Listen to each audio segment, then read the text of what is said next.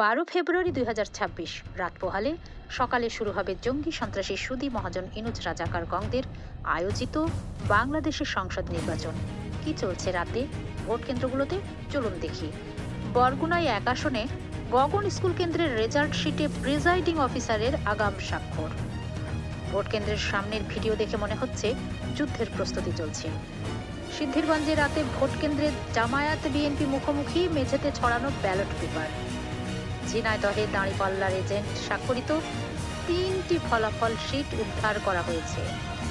গোপালগঞ্জে সাধারণ জনগণের ভোট হবে না, কিন্তু কেন? গোপালগঞ্জ কি বাংলাদেশের বাইরের কোনো ভূখণ্ড? কুষ্টিয়ার এক ভোট কেন্দ্র থেকে 10টি বোমা উদ্ধার করেছে যৌথ বাহিনী। এই হলো জঙ্গি সন্ত্রাসী জামাত শিবির সুদি মহাজন রাজাকার গংদের আয়োজিত সংসদ নির্বাচনের রাতের নমুনা।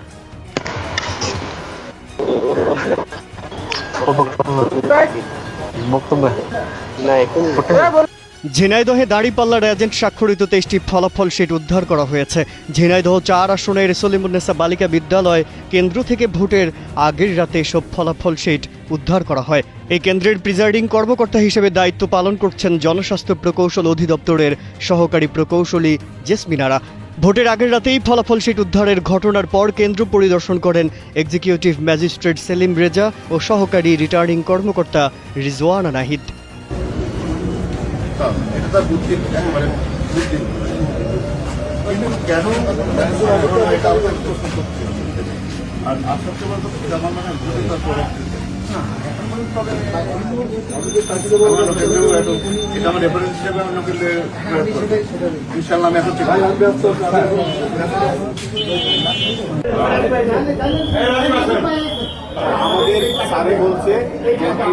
জনকুণ্ডা কেন্দ্রে আমাদের আমির সাবেক আমির প্রিজাইডিং অফিসার ভোট শুরুর আগেই সে সব কাজ কমপ্লিট করে রাখছে।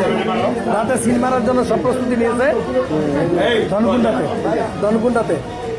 ধনকুণ্ডা পপুলার প্রাইমারি স্কুলে এই যে আমাদের আমির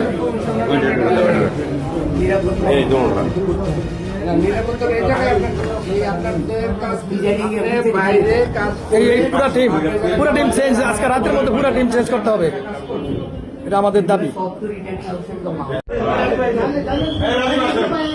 হয়ে যাবো